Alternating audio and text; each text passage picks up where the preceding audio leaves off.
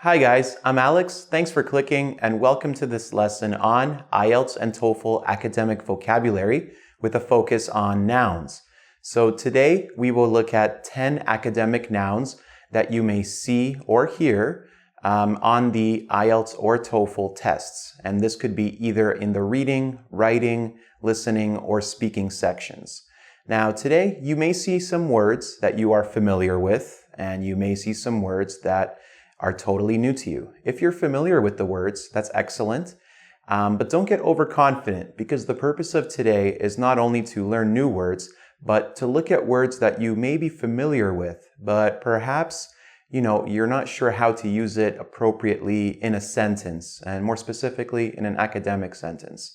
And when you're done here today with this video, don't forget to check out a more extensive list of academic vocabulary on the engVid.com resources page. Okay, so let's begin.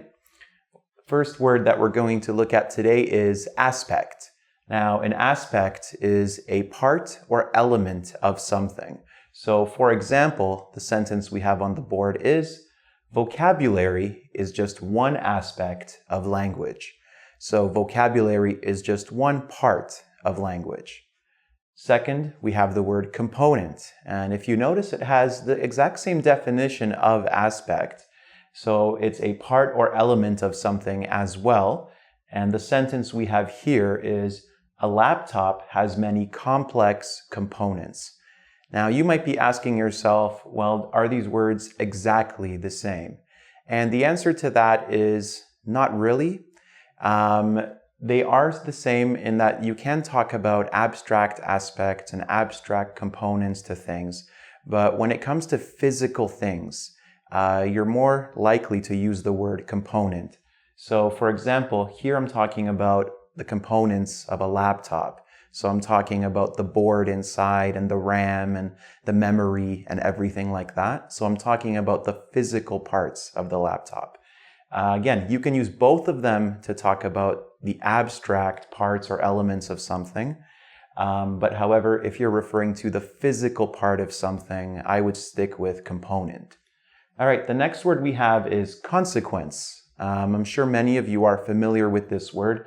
It's a result or effect of something.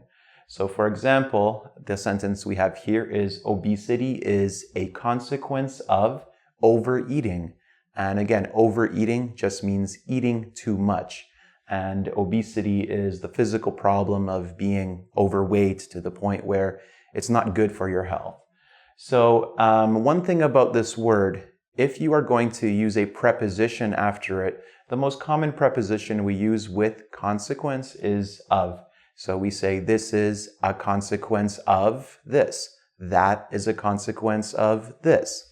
Okay? The next word we have is disposal. The meaning I give for this is the act of arranging or distributing. So think of disposal as the distribution of something and the arrangement of it. So for example, in the army, the general is responsible for the disposal of troops. Now, when I say troops, I mean soldiers, people who are in the army, for arranging them and where they're going to go. And finally, we have the word function, which is the working purpose of something. So today's phones have numerous helpful functions. And again, function is another word, another noun, where if you want to use a preposition after it, use the preposition of. So what is the function of a cell phone or the function of a camera, etc., etc. Okay, guys, let's look at 5 more words. Okay, so the next word is indication. So indication means a sign or a token of something. So if we look at the sentence, the melting of ice caps, of polar ice caps, is an indication of global warming. So if you're making an argument about science, for example, in one of your papers, this might be a sentence that you would write. So an indication of. Again, you're using the preposition of after indication, okay?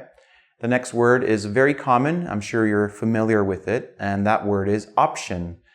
So again, an option is basically a choice, and usually it's a choice of one of several possibilities, right?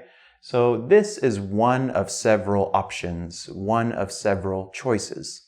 The next word is role. So a person's role is their position or their customary function of something. So the role of government is to protect its citizens. When I mean the role of government, I'm talking about the customary function, the usual way the government is supposed to work, is to protect its citizens. Okay? The next word is trend. So a trend is a style that is currently popular. It can also be like the general direction that something is heading where. Something is heading where. That doesn't make sense. Sorry, guys. Basically, the general direction something is heading.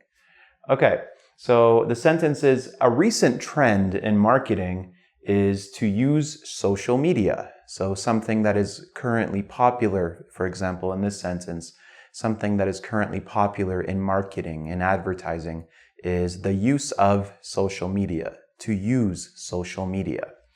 And finally, we have the word substitute. And a substitute is a replacement for somebody or something. Oftentimes, this replacement is temporary. So a substitute teacher, for example. The sentence we have is, there is no substitute for hard work. There is no substitute for studying a lot. There is no replacement for it. It's a very common phrase that we have in English, so feel free to use it. Okay, guys, those are 10 words, 10 academic nouns that can help you and will help you on your IELTS or TOEFL tests. So if you want to test your understanding of all of the material we have covered today, you can check out the quiz on engvid.com. And don't forget to check out the more extensive list of academic vocabulary in our resources section. That's it for me today. Take care, guys, and I'll talk to you soon.